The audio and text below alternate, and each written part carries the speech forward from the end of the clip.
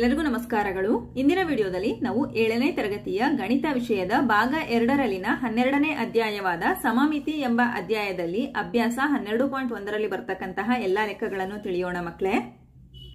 ಸಮಮಿತಿ ಅಂದ್ರೆ ಯಾವುದೇ ಒಂದು ಚಿತ್ರವನ್ನ ಮಡಿಸಿದಾಗ ಸಮವಾದ ಆಕಾರ ಬರಬೇಕು ಮಕ್ಕಳೇ. ಎರಡೂ ಭಾಗಗಳು ಸಹ ಸಮವಾಗಬೇಕು. ಹಾಗಾದ್ರೆ ನೋಡಿ ಅಭ್ಯಾಸ 12.1. ಮೊದಲ ಪ್ರಶ್ನೆ, ಮುಂದೆ ನೀಡಿರುವ ರಂಧ್ರಗಳನ್ನು ಹೊಂದಿರುವ ಚಿತ್ರಗಳನ್ನು ನಕಲು ಮಾಡಿ ಸಮಮಿತಿ ಅಕ್ಷಗಳನ್ನು ಕಂಡುಹಿಡಿಯಿರಿ ಅಂತ ಕೊಟ್ಟಿದ್ದಾರೆ ಮಕ್ಕಳೇ. ನೋಡಿ ಇಲ್ಲಿ ಎರಡು ರಂಧ್ರಗಳನ್ನ ಕೊಟ್ಟಿದ್ದಾರೆ ಮಕ್ಕಳೇ. ಇಲ್ಲೊಂದು ರಂಧ್ರ ಇದೆ, ಇಲ್ಲೊಂದು ರಂಧ್ರ ಇದೆ. ಇವೆರಡರ ಮಧ್ಯೆ ನೀವು ಸಮಮಿತಿ ಅಕ್ಷವನ್ನ ಎಳಿಬೇಕು. ಇಲ್ಲಿ ನೋಡಿ ಮಕ್ಕಳೇ, ಇಲ್ಲೊಂದು ರಂಧ್ರ ಇದೆ, ಇಲ್ಲೊಂದು ರಂಧ್ರ ಇದೆ. ಈ ಎರಡೂ ರಂಧ್ರಗಳ ಮಧ್ಯೆ ನೀವು ಸಮಮಿತಿ ಅಕ್ಷವನ್ನ ಎಳಿಬೇಕು. ಅಕ್ಷ ಅಂದ್ರೆ ರೇಖೆಯನ್ನ ಎಳಿಬೇಕು. ಎ ಬಿ ಸಿ ಚಿತ್ರಗಳನ್ನ ಗಮನಿಸಿ. ನೋಡಿ ಇಲ್ಲೊಂದು ರಂಧ್ರ ಇದೆ, ಇಲ್ಲೊಂದು ರಂಧ್ರ ಇದೆ. ಮಧ್ಯ ಸಮಮಿತಿ ಅಕ್ಷವನ್ನ ಎಳೆಯಲಾಗಿದೆ.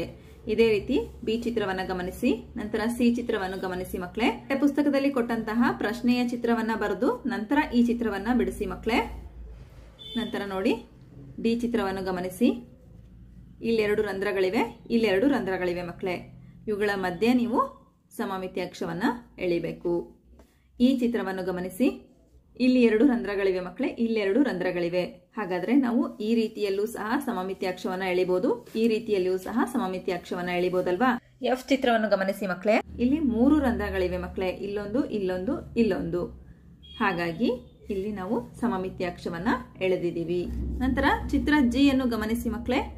ನೋಡಿ ಇಲ್ಲಿ ತ್ರಿಭುಜವನ್ನ ಕೊಟ್ಟಿದ್ದಾರೆ ಮಕ್ಕಳೇ. ಇಲ್ಲೊಂದು, ಇಲ್ಲೊಂದು ಎರಡು ರಂಧ್ರಗಳನ್ನ ಕೊಟ್ಟಿದ್ದಾರೆ. ಹಾಗಾದ್ರೆ ಈ ಎರಡು ರಂಧ್ರಗಳ ಮಧ್ಯೆ ಬರ್ತಕ್ಕಂತಹ ಸಮಮಿತಿ ಅಕ್ಷವನ್ನ ಗಮನಿಸಿ. ಈ ರೀತಿ ಸಮಮಿತಿ ಅಕ್ಷವನ್ನ ನೀವು ಸಹ ಎಳೆಯಿರಿ. ನಂತರ ಹೆಚ್ ಚಿತ್ರವನ್ನ ಗಮನಿಸಿ. ಇಲ್ಲೂ ಸಹ ಎರಡು ರಂಧ್ರಗಳಿವೆ ಮಕ್ಕಳೇ. ಈ ಎರಡು ರಂಧ್ರಗಳ ಮಧ್ಯೆ ಸಮಮಿತಿ ಅಕ್ಷವನ್ನ ಎಳೆಯಿರಿ. ನಂತರ ಐ ಚಿತ್ರವನ್ನು ಗಮನಿಸಿ ಮಕ್ಕಳೇ. ಇಲ್ಲೂ ಸಹ ಎರಡು ರಂಧ್ರಗಳನ್ನ ಕೊಟ್ಟಿದ್ದಾರೆ. ಎರಡು ರಂಧ್ರಗಳ ಮಧ್ಯೆ ಅಡ್ಡವಾಗಿ ನಾವೇನಾದ್ರೂ ಅಕ್ಷವನ್ನ ಎಳೆದ್ರೆ ಅದು ಸಮಮಿತಿ ಆಗೋದಿಲ್ಲ ಮಕ್ಕಳೇ. ಹಾಗಾಗಿ ಈ ರೀತಿ ಮಧ್ಯದಲ್ಲಿ ಸಮಮಿತಿ ಅಕ್ಷವನ್ನ ಎಳೆಯಿರಿ. ನಂತರ ಜೆ ಚಿತ್ರವನ್ನು ಗಮನಿಸಿ ಮಕ್ಕಳೇ. ಇಲ್ಲೂ ಸಹ ಎರಡು ರಂಧ್ರಗಳನ್ನ ಕೊಟ್ಟಿದ್ದಾರೆ. ಈ ಎರಡು ರಂಧ್ರಗಳ ಮಧ್ಯೆ ನೀವು ಸಮಮಿತಿ ಅಕ್ಷವನ್ನ ಎಳಿಬೇಕು. ಇಲ್ಲಿ ಕೆ ಚಿತ್ರದಲ್ಲಿ 4 ರಂಧ್ರಗಳನ್ನ ಕೊಟ್ಟಿದ್ದಾರೆ ಮಕ್ಕಳೇ. ಈ ರೀತಿ ನಾವು ಎರಡು ಅಕ್ಷರಗಳನ್ನ ಎಳಿಬಹುದು. ಎಲ್ ಚಿತ್ರವನ್ನು ಗಮನಿಸಿ ಮಕ್ಕಳೇ. ಇಲ್ಲಿ 3 ರಂಧ್ರಗಳನ್ನ ಕೊಟ್ಟಿದ್ದಾರೆ ಮಕ್ಕಳೇ. ಹಾಗಾದ್ರೆ ಇಲ್ಲಿ ಎಷ್ಟು ಅಕ್ಷರಗಳನ್ನ ಎಳಿಬಹುದು ಅಂತ ಗಮನಿಸಿ. 1 2 3 4 4 ಸಮಮಿತಿ ಅಕ್ಷಗಳನ್ನ ಎಳಿಬಹುದು. ನಂತರ ಎರಡನೇ ಪ್ರಶ್ನೆಯನ್ನು ಗಮನಿಸಿ ಮಕ್ಕಳೇ. ಸಮಮಿತಿ ರೇಖೆಯನ್ನು ಕೊಟ್ಟಿದೆ, ಇನ್ನೊಂದು ರಂಧ್ರವನ್ನು ಕಂಡುಹಿಡಿಯಿರಿ ಅಂತ ಕೊಟ್ಟಿದ್ದಾರೆ. ನೋಡಿ ಇದು ಪ್ರಶ್ನೆ ಮಕ್ಕಳೇ. ಸಮಮಿತಿ ರೇಖೆಯನ್ನ ಆಲ್ರೆಡಿ ಕೊಟ್ಟಿದ್ದಾರೆ ಮಕ್ಕಳೇ. ಇಲ್ಲಿ ಒಂದು ರಂಧ್ರವನ್ನ ಕೊಟ್ಟಿದ್ದಾರೆ. ಹಾಗಾದ್ರೆ ಈ ಸಮಮಿತಿ ರೇಖೆ ಬಂದಿದೆ ಅಲ್ವಾ, ಇನ್ನೊಂದು ರಂಧ್ರ ಇರ್ಬೇಕಲ್ವಾ ಮಕ್ಕಳೇ. ಹಾಗಾದ್ರೆ ಆ ರಂಧ್ರ ಎಲ್ಲಿ ಬರುತ್ತೆ ಅಂತ ನೀವು ಗುರುತಿಸಬೇಕು. ಇಲ್ಲೊಂದು ರಂಧ್ರ ಬಂದ್ರೆ ಸಮಮಿತಿಯ ಪಕ್ಕ ಇನ್ನೊಂದು ರಂಧ್ರ ಬರುತ್ತೆ ಅಲ್ವಾ. ಹಾಗಾದ್ರೆ ಈ ಭಾಗದಲ್ಲಿ ಇನ್ನೊಂದು ರಂಧ್ರ ಬರುತ್ತೆ ಮಕ್ಕಳೇ. ಅದೇ ರೀತಿಯಲ್ಲಿ ಬಿ ಚಿತ್ರವನ್ನ ಗಮನಿಸಿ. ಇಲ್ಲೊಂದು ರಂಧ್ರ ಬಂದ್ರೆ ಮೇಲ್ಗಡೆ ಒಂದು ರಂಧ್ರ ಬರುತ್ತೆ, ಇಲ್ಲಿದೆ ನೋಡಿ. ನಂತರ ಸಿ ಚಿತ್ರವನ್ನ ಗಮನಿಸಿ. ರಂಧ್ರ ಈ ಭಾಗದಲ್ಲಿದೆ, ಇನ್ನೊಂದು ರಂಧ್ರ ಈ ಭಾಗದಲ್ಲಿ ಬರುತ್ತೆ. ನಂತರ ಡಿ ಚಿತ್ರವನ್ನು ಗಮನಿಸಿ. ಒಂದು ರಂಧ್ರ ಇಲ್ಲಿದೆ, ಇನ್ನೊಂದು ರಂಧ್ರ ಈ ಭಾಗದಲ್ಲಿ ಬರುತ್ತೆ, ಅಂದ್ರೆ ಈ ರೀತಿ. ನಂತರ ಈ ಚಿತ್ರವನ್ನು ಗಮನಿಸಿ ಮಕ್ಕಳೇ. ರಂಧ್ರ ಇಲ್ಲಿದೆ ಮಕ್ಕಳೇ, ಇನ್ನೊಂದು ರಂಧ್ರ ಈ ಭಾಗದಲ್ಲಿ ಬರುತ್ತೆ, ಇಲ್ಲಿದೆ ನೋಡಿ ಮಕ್ಕಳೇ. ಪ್ರಶ್ನೆ 3 ಗಮನಿಸಿ ಮಕ್ಕಳೇ. ಮುಂದಿನ ಚಿತ್ರಗಳಲ್ಲಿ ದರ್ಪಣ ರೇಖೆಯನ್ನು ಬಿಂದುಗಳ ರೇಖೆಯಾಗಿ ನೀಡಿದೆ. ಬಿಂದುಗಳ ರೇಖೆಯ ಮೂಲಕ ಪ್ರತಿ ಚಿತ್ರದ ಪ್ರತಿಫಲನ ಚಿತ್ರವನ್ನು ಪೂರ್ಣಗೊಳಿಸಿ. ನೀವು ಪೂರ್ಣಗೊಳಿಸಿದ ಆಕೃತಿಯ ಹೆಸರನ್ನು ಸ್ಮರಿಸಬಲ್ಲಿರಾ ಅಂತ ಪ್ರಶ್ನೆ ಕೇಳಿದ್ದಾರೆ. ನೋಡಿ ಮಕ್ಕಳೇ, ಇಲ್ಲಿ ಅರ್ಧ ಚಿತ್ರಗಳನ್ನ ಕೊಟ್ಟಿದ್ದಾರೆ. ಬಿಂದುಗಳ ರೇಖೆಯ ಅಂದ್ರೆ ಇಲ್ಲಿದೆ ಅಲ್ಲ, ಈ ಬಿಂದುಗಳ ರೇಖೆಯ ಮೂಲಕ ಪ್ರತಿ ಚಿತ್ರದ ಪ್ರತಿಫಲನ ಚಿತ್ರ ಅಂದ್ರೆ ಇಲ್ಲಿ ಎಷ್ಟು ಭಾಗ ಇರುತ್ತೋ ಅಷ್ಟೇ ಭಾಗ ಈ ಭಾಗದಲ್ಲೂ ಬರುತ್ತೆ. ಈ ಚಿತ್ರವನ್ನ ಪೂರ್ಣಗೊಳಿಸ್ಬಿಟ್ಟು ಇಲ್ಲಿ ಯಾವ ಆಕೃತಿ ಬಂದಿದೆ ಅಂತ ನೀವು ಹೆಸರಿಸಬೇಕು. ನೋಡಿ ಈ ಚಿತ್ರವನ್ನ ಪೂರ್ಣಗೊಳಿಸಿದಾಗ ಆಯತ ಬರುತ್ತೆ.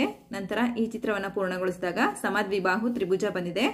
ನಂತರದಲ್ಲಿ ಈ ಚಿತ್ರವನ್ನ ಪೂರ್ಣಗೊಳಿಸಿದಾಗ ವಜ್ರಾಕೃತಿ, ಈ ಚಿತ್ರವನ್ನ ಪೂರ್ಣಗೊಳಿಸಿದಾಗ ವೃತ್ತ, ನಂತರದಲ್ಲಿ ಈ ಚಿತ್ರವನ್ನ ಪೂರ್ಣಗೊಳಿಸಿದಾಗ ಪಂಚಭುಜಾಕೃತಿ, ನಂತರ ಈ ಚಿತ್ರವನ್ನ ಪೂರ್ಣಗೊಳಿಸಿದಾಗ ಅಷ್ಟಭುಜಾಕೃತಿ ನಮಗೆ ಸಿಕ್ಕಿದೆ. ನಂತರ 4ನೇ ಪ್ರಶ್ನೆಯನ್ನು ಗಮನಿಸಿ ಮಕ್ಕಳೇ. ಮುಂದಿನ ಚಿತ್ರಗಳಿಗೆ ಒಂದಕ್ಕಿಂತ ಹೆಚ್ಚು ಸಮಮಿತಿ ರೇಖೆಗಳಿವೆ. ಅಂತಹ ಚಿತ್ರಗಳಿಗೆ ಬಹುರೇಖಾ ಸಮಮಿತಿ ಚಿತ್ರಗಳು ಎನ್ನುತ್ತಾರೆ. ನೋಡಿ ಮಕ್ಕಳೇ, ಈ ಚಿತ್ರಗಳನ್ನ ಗಮನಿಸಿ. ಇಲ್ಲಿ ನಾವು ಒಂದಕ್ಕಿಂತ ಹೆಚ್ಚಿನ ಸಮಮಿತಿ ರೇಖೆಗಳನ್ನ ಗಮನಿಸಬಹುದು. ನೋಡಿ ಅಲ್ವಾ?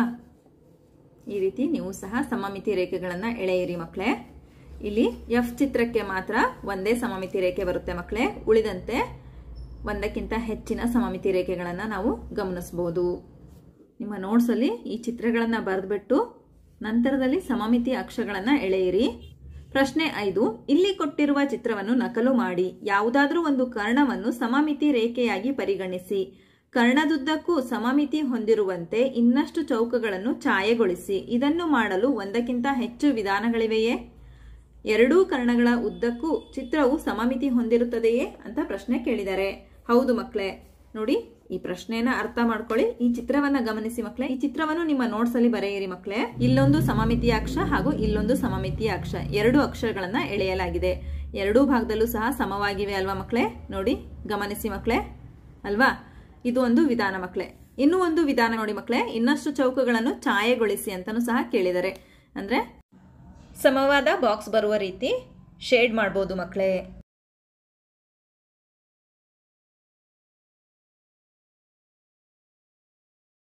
ಈ ರೀತಿಯಲ್ಲಿ ನಾವು ಇನ್ನಷ್ಟು ಚೌಕಗಳನ್ನ ನಾವು ಛಾಯೆಗೊಳಿಸಬಹುದು. ಈ ರೀತಿ ಬಣ್ಣವನ್ನ ತುಂಬಿಟ್ಟು ನಾವು ಸಮ ಮಾಡಬಹುದು ಮಕ್ಕಳೇ. ನೋಡಿ, ಇಲ್ಲೂ 2 ಬಾಕ್ಸ್ಗಳನ್ನ ನೋಡ್ತೀವಿ, ಇಲ್ಲಿ 2 ಬಾಕ್ಸ್ಗಳನ್ನ ನೋಡ್ತೀವಿ, ಇಲ್ಲೂ ಸಹ 2 ಬಾಕ್ಸ್ಗಳಿವೆ, ಇಲ್ಲೂ ಸಹ 2 ಬಾಕ್ಸ್ಗಳಿವೆ.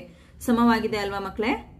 ಈ ರೀತಿಯಲ್ಲಿ ನೀವು 2 ಚಿತ್ರಗಳನ್ನ ಬರೆಯಿರಿ ಮಕ್ಕಳೇ. ಒಂದು ಈ ರೀತಿ ಛಾಯೆಗೊಳಿಸಿದ ಚೌಕ, ಇನ್ನೊಂದು ಛಾಯೆಗೊಳಿಸದೆ ಹಾಗೆ 2 ಅಕ್ಷರಗಳನ್ನ ಎಳಿಬೇಕು. ಅರ್ಥ ಆಯ್ತಲ್ವಾ ಮಕ್ಕಳೇ? ನಂತರ 6ನೇ ಪ್ರಶ್ನೆಯನ್ನು ಗಮನಿಸಿ ಮಕ್ಕಳೇ. ದರ್ಪಣ ರೇಖೆಗಳ ಉದ್ದಕ್ಕೂ ಸಮಮಿತಿ ಇರುವಂತೆ ಪ್ರತಿ ಚಿತ್ರವನ್ನು ನಕಲು ಮಾಡಿ ಪೂರ್ಣಗೊಳಿಸಿ. ನೋಡಿ ಮಕ್ಕಳೇ, ಈ ಚಿತ್ರವನ್ನ ನೀವು ಪೂರ್ಣಗೊಳಿಸಬೇಕು. ಇಲ್ಲಿ ಅರ್ಧ ಚಿತ್ರವನ್ನ ಕೊಟ್ಟಿದ್ರಲ್ವಾ, ಈ ಬಾಕ್ಸ್ ಅಲ್ಲಿ ಯಾವ ರೀತಿ ಬರುತ್ತೋ ಅದೇ ರೀತಿ ಈ ಚಿತ್ರವನ್ನ ನೀವು ಈ ರೀತಿ ಪೂರ್ಣಗೊಳಿಸಬೇಕು ಮಕ್ಕಳೇ. ಇದೇ ರೀತಿ ಈ 3 ಚಿತ್ರಗಳನ್ನು ಪೂರ್ಣಗೊಳಿಸಿ.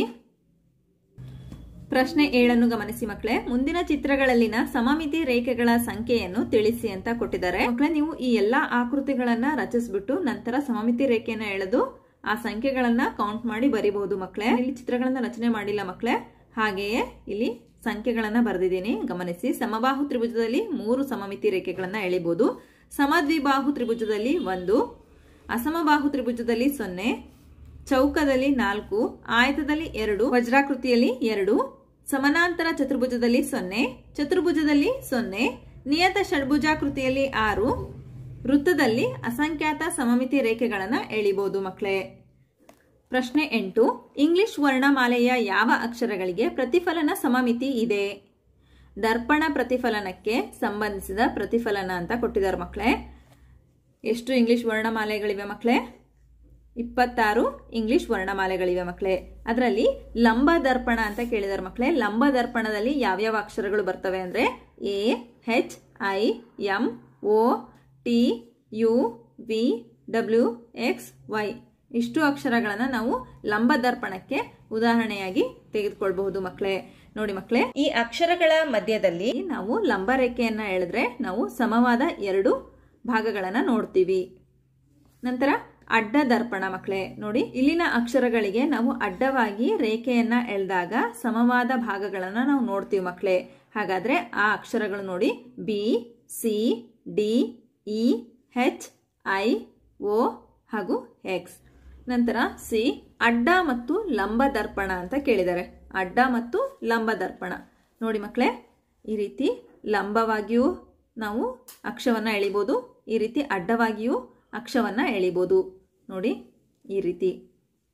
ಹಾಗಾದ್ರೆ ಅಂತಹ ಅಕ್ಷರಗಳು ಯಾವುವು ಅಂದ್ರೆ ಹೆಚ್, ಐ, ಓ ಹಾಗೂ ಎಕ್ಸ್. ಪ್ರಶ್ನೆ 9. ಸಮಮಿತಿ ರೇಖೆಯನ್ನು ಹೊಂದಿಲ್ಲದ ಆಕೃತಿಗಳಿಗೆ 3 ಉದಾಹರಣೆ ನೀಡಿ ಅಂತ ಕೇಳಿದಾರೆ ಮಕ್ಕಳೇ. ಉದಾಹರಣೆಯಾಗಿ ವಿಷಮಬಾಹು ತ್ರಿಭುಜವನ್ನ ತೆಗೆದುಕೊಳ್ಬಹುದು, ನಂತರ ಸಮಾಂತರ ಚತುರ್ಭುಜವನ್ನ ತೆಗೆದುಕೊಳ್ಬಹುದು. ಪ್ರಶ್ನೆ 10 ಗಮನಿಸಿ. ಮುಂದಿನವುಗಳ ಸಮಮಿತಿ ರೇಖೆಯನ್ನು ಬೇರೆ ಯಾವ ರೀತಿಯಲ್ಲಿ ಹೆಸರಿಸಬಹುದು? ಇಲ್ಲಿ ಸಮದ್ವಿಬಾಹು ತ್ರಿಭುಜ ಹಾಗೂ ವೃತ್ತವನ್ನ ಕೊಟ್ಟಿದ್ದಾರೆ ಮಕ್ಕಳೇ. ಸಮದ್ವಿಬಾಹು ತ್ರಿಭುಜ ಅಂದ್ರೆ ತ್ರಿಭುಜದ 2 ಬಾಹುಗಳು ಸಮವಾಗಿರ್ತವೆ. ಸಮದ್ವಿಬಾಹು ತ್ರಿಭುಜದಲ್ಲಿ ಇಲ್ಲಿ ಮಧ್ಯದಲ್ಲಿ ನಾವು ಅಕ್ಷವನ್ನ ಎಳಿಬಹುದು ಮಕ್ಕಳೇ. ಸಮಮಿತಿ ಆಗಿದೆ ಅಲ್ವಾ, ಎರಡೂ ಸಹ ಸಮವಾಗಿದೆ. ನಂತರ ಇಲ್ಲಿ ವೃತ್ತ ಅಂತ ಕೊಟ್ಟಿದ್ದಾರೆ ಮಕ್ಕಳೇ.